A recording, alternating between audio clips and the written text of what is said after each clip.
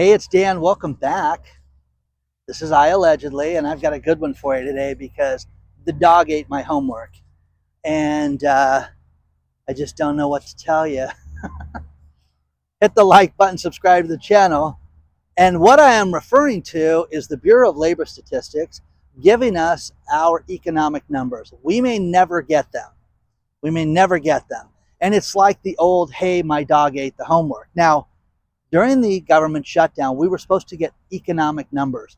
I, for one, am convinced now more than ever that you have to look within. You have to look within your city. You have to look within your own business. You have to look within your own employers, everything to get your own economic numbers to determine if things are good or bad or growing or shrinking or there's a problem. But think about this. October 3rd, we were supposed to get the September jobs report. We didn't get that. On October 24th, we were supposed to get the Consumer Price Index report. Didn't get that. September Consumer Expenditures report, we were supposed to get that October 30th. October jobs and unemployment numbers, we were supposed to get November 7th. And October CPI report, we were supposed to get November 13th.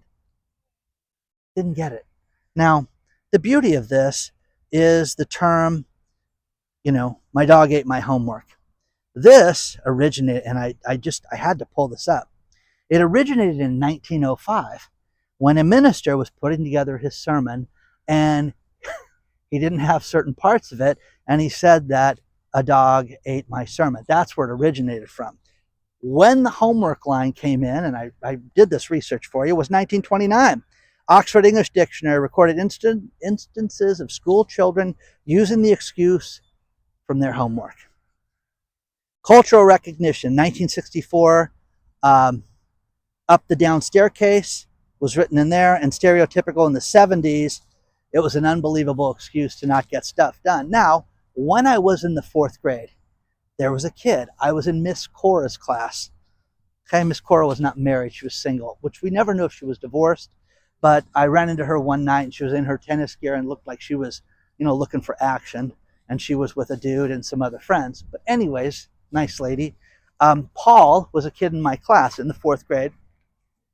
Paul was a mischievous child who lied, and one day came up with this elaborate story about how we had a report to do, and it was basically cut and paste. It was nothing. It was simple. Paul lied and said that the dog had destroyed it, but he went one step further and got his mother involved, and his mom came in and said it was the most amazing thing. Paul had worked on this for over a week, and just please, could Paul get more time for this, because the dog, ate it and destroyed it, and it was just nothing to bring in. And we were all like just dumbfounded that this mother had come in and said this, and it must have really been true. So Miss Cora said, I'm going to allow it, but he has to have it in here Monday morning. I ran into that kid probably 8-10 years later. I was out of high school at the time. Hey man, remember that story? Oh no, man, I made that up. My mom came up with it and we just went along with it. So his mother taught him to lie. Isn't that horrible? Isn't that horrible? This lake out here has a lot of people bird watching. It's got kind of a Deliverance, I'm walking the perimeter type of feel, if you know what I mean, to it. So God knows what's in these waters. But anyways, you get the gist of it. So we may never get these numbers.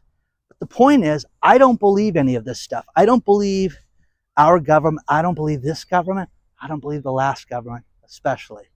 But the idea with this is that we are told when the other night President Trump signed to reopen the government that this is the best economy ever. And it is not. It is not the best economy ever, because maybe if you're rich, if you own a conglomerate, great.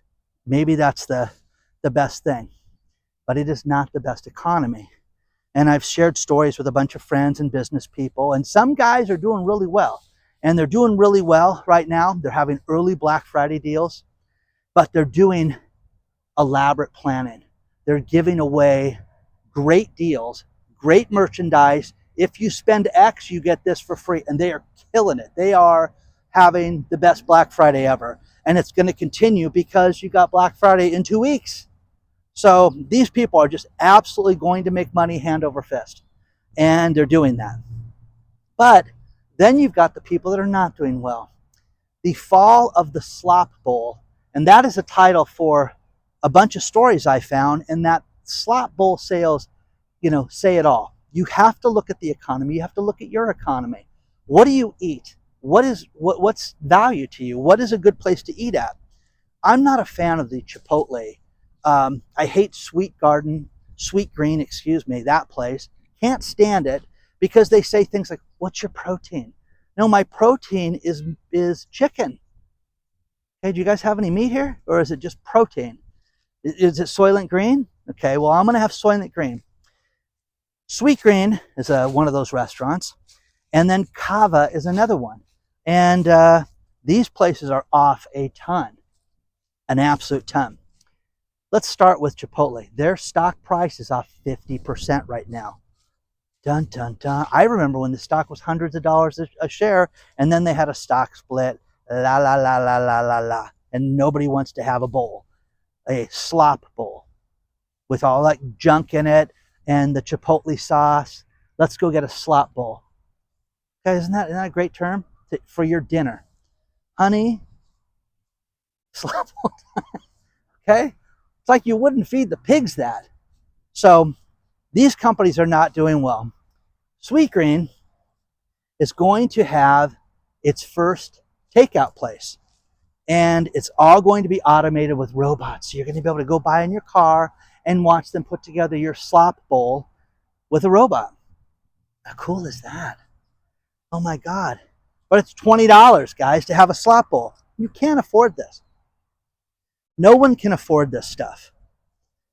It's ridiculous because when you have hamburger places going out of business, that says it all. When you have all of these places have same store sales drop to the floor, and this is where it gets really serious, is you've got all these places that Sweet Green is going to announce this week. They have a new promotion, 25% more protein. Again, protein, not meat. The Soylent Green. I mean the chicken or your beef or your tofu. 25% more. All purveyors of slop bowl. Chipotle stock is down 50%. Kava seen a 60% decline. And Sweet Green last week revealed its earnings for same-store sales. Think about this. Slid 9.5%. Dun, dun, dun. Visits fell nearly 12%. Well, punch in your phone number, Dan, and we can give you our deal. Nah, I don't want to do that anymore. No, not interested. Oh, you get promotions, you get discounts if you do that stuff. No, I'm going to pass. 25 to 35-year-old consumers, the most pressured right now. They make up 30% of these customers, and they don't have any money right now. Dun, dun, dun. I'm telling you this right now. One thing as a single man, okay, even though I'm dating, okay, I have a significant person in my life, considered single. And what's funny about this is that it is very, very difficult to live on your own. You make fun of people that live at their house, but you get people that cannot afford rent, cannot afford to move themselves forward by just having a good job. Doesn't matter where you live. Now, you can go live in the middle of nowhere and act like that's going to solve everything for you, but you need a thing called a job, and you need to have an infrastructure in your neighborhood, and you need to have little league teams and life outside of your house. And you need happiness is what you need. But it's more and more difficult for men to get ahead right now. That's one thing I've learned, and I think it's crazy. But you're going to see all these people, gosh, with their stocks down. I mean, this is dramatic. This is absolutely dramatic. Foreclosures are on the rise. I talk about this all the time. We just got the October numbers, and they are up 20%. More and more people cannot afford their house payments. More and more people are dumping homes right now. And I get people that write me. I get comments from people that have no idea what home ownership was. And they just thought it was going to be, hey, we pay this on rent and we're going to go out and pay less to own the house. The only problem is they're paying more to own the house right now, and then they don't have all the freedom that you have with renting. In other words, fix my light bulbs. My gate is broken, fix it. No. My drain is clogged. Okay, good, get a plunger, Dan. That's what people don't put pen to paper to.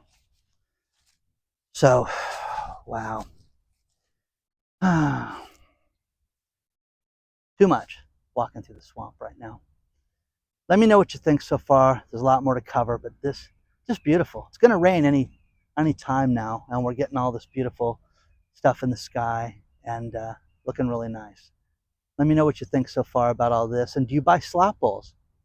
Do you think we're going to get these government numbers? Did your dog eat your homework? What's the most wild excuse you've used not to turn something in?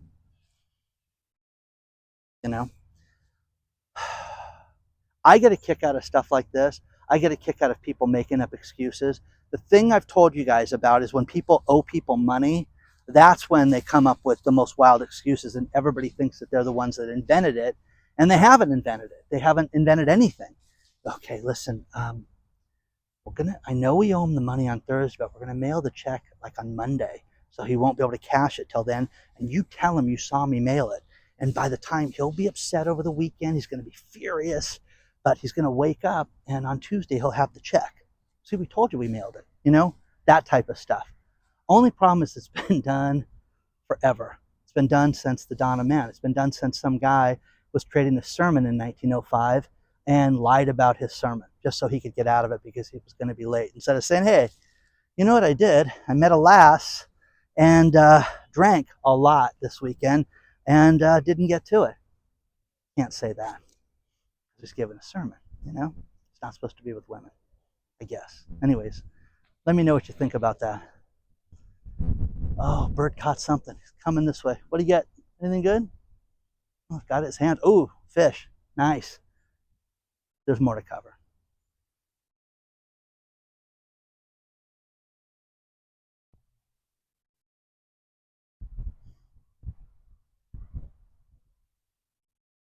Here's some fallout from Zorhan Mamdani's victory. Stratus Morfogen is a restaurateur, just opened his first restaurant in Miami a little over a week ago. And he was going to open up his second restaurant in New York City and was going to sign the lease this week. And went and told Side Dish, which is basically they cover restaurants in New York City, no, I'm not signing, not opening, not going to do this, not going to participate in that economy and fight that. Bye. Okay? This guy's a player. This is millions of dollars. This is, $1 million on the build. It's a restaurant that would be $300-400 to eat at. No, I'm not going to do it. Not going to participate in that. So you're going to see more and more of this. And remember, we're going to have a rent freeze. But here's the thing. In October, prior to the victory from this socialist, you had rents in New York City climb to their highest levels. So landlords raised rents the last month. Was it legal? Who knows? Who knows? But you know what? Oh, you got to have rent freeze. Well, got them up at least one more time before they got everybody in. So you're going to see more and more of this, guys. You're going to see more and more of this. Coffee prices are up 19% right now in 2025. Now there are 3 coffee companies that are about to close. The Blend Coffee Company, Cuppa Austin, C-U-P-P-A, Austin, and then Red Bay Coffee is in huge trouble. Once again, guys, employees, electricity, insurance, rent, everything that goes into running a business makes it near impossible. And when you see the slot bowls, that nobody can afford, pizza they can't afford, this is the sign of the time. This is the recession indicator. Do you drink coffee out of your house? No, I do not, Dan. I don't do that. What do you drink? Do you drink your juices? Do you drink your boba teas? Do you drink anything like that? Do you go out and do that? Most people are skipping that stuff right now. Go to the gym and get themselves a drink. That's not happening right now. And when you see company after company after company that's having financial difficulty, it's just getting worse right now. All the duckies out here. Okay. So it's a real problem. There's more to cover. Now, don't think that this is the end of the restaurant problem, because one thing that we've experienced right now is a decline in sales.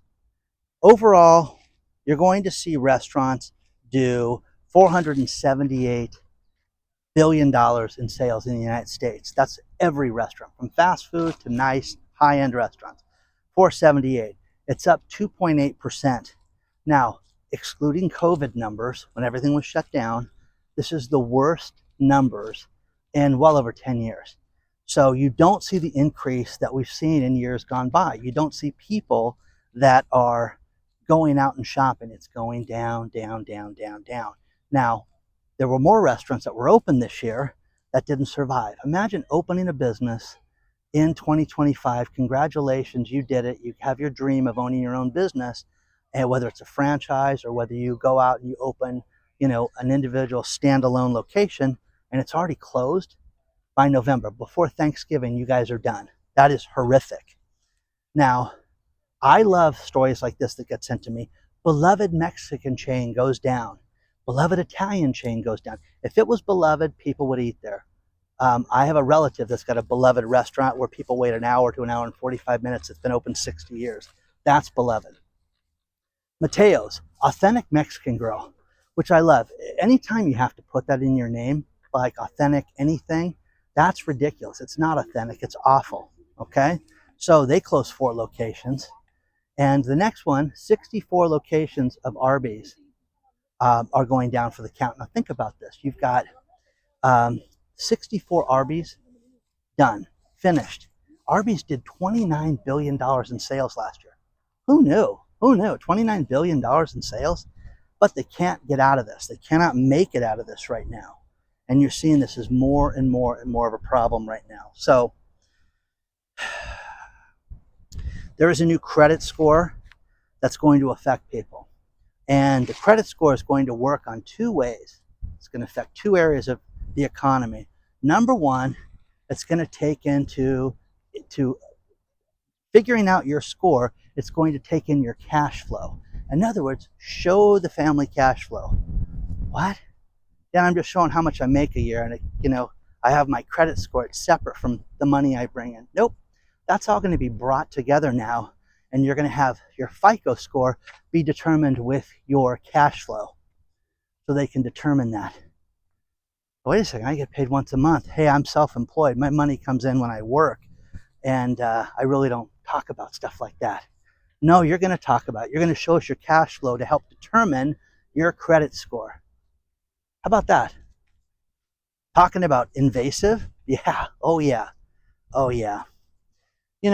Being self-employed, when you go and you buy a home, you have to be ready for that. You have to be able to answer questions on where your money comes from and things like that. Because of the 2008 debacle and Dodd-Frank and all the shenanigans with the banks last time, they want you to be truthful, believe it or not. Even though there's people that lie and get mortgages all the time and lied and got COVID money and lied and got, just completely deceived the system over and over and over again. But now you have to verify that if you want to get anything.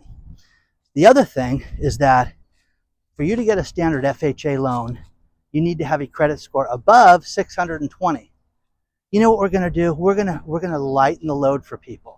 We're going to give them a 50-year mortgage, but we're also going to lower the credit score requirements down to 619 and below.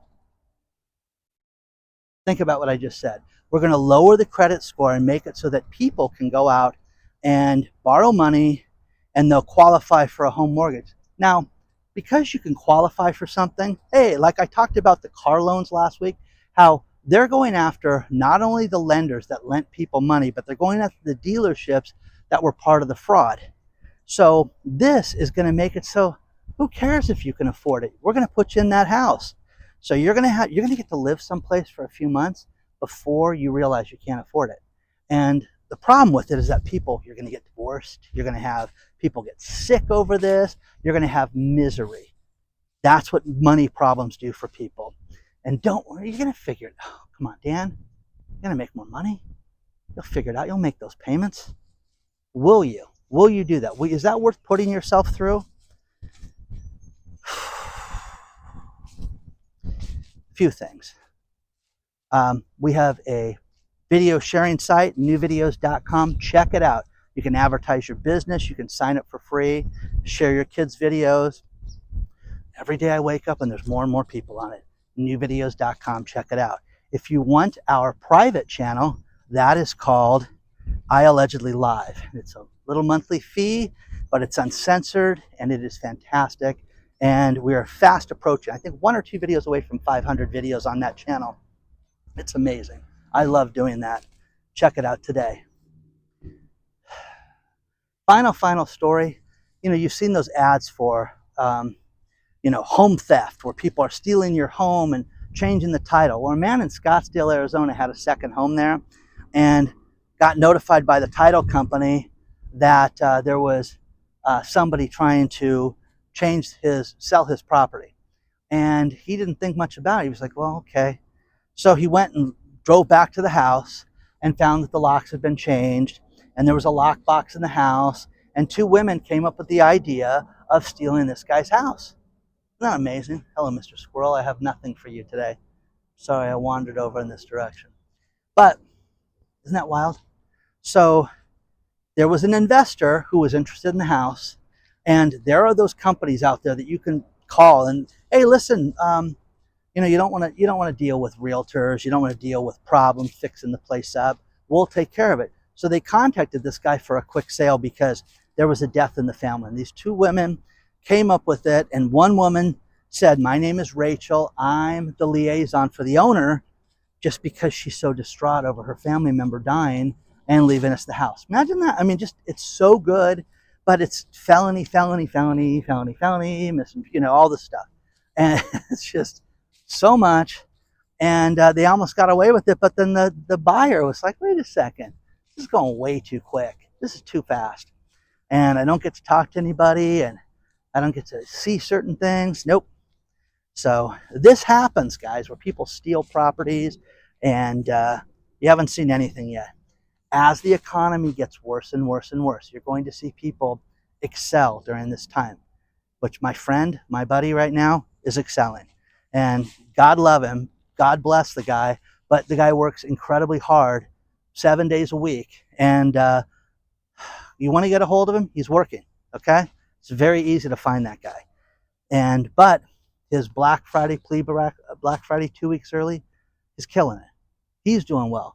But because the economy's not doing well, you're going to have rich and poor, and the dog ate my homework, and we'll get the financial numbers later. I don't believe any of this stuff. I just don't. I think that you're going to see a year where you're going to have so much stuff given to you to vote on both sides, that if you like free stuff, you like a coupon here and there, you're going to get some checks and some coupons and some shenanigans over the course of the next year to get your vote. Good luck. Good luck. You can teach yourself anything. You can learn anything. You can learn fitness. You can learn health. You can learn anything during this time. I had a woman in my life that had stage 4 cancer and ran her business successfully. And because she had me in her life, she got very lucky with the marketing. And we did things to streamline things so that she could go through stage 4 cancer treatment and still run that company during that time. Okay? What's your excuse? Fat, your back hurts? My back hurts too, guys. Okay? Go to work. Go learn something. Spend 5 minutes a day. Just dedicate yourself. Teach yourself something new, whether it's health, fitness, how to sell your business, whatever. I have a brother who is doing different businesses and is using the internet and AI to do this, and he is so proud of himself because he keeps getting kicked off of ChatGPT because he is trying to learn all this different stuff. And he's asking it so much stuff that it says, whoa, whoa, whoa, slow down. Hit the like button, subscribe to the channel, make good choices. But again, guys, it's the best. This is exciting. You know what's coming. It's going to be difficult. Isn't that great? Rocky roads ahead. It's going to storm. Now that you know that, prepare for it. It's that simple. Go make some money. Go become healthy. Go be, wealthy. Go do whatever you want to do. Go get a degree. Go do whatever you want to do, because you can do that. Okay? Good luck.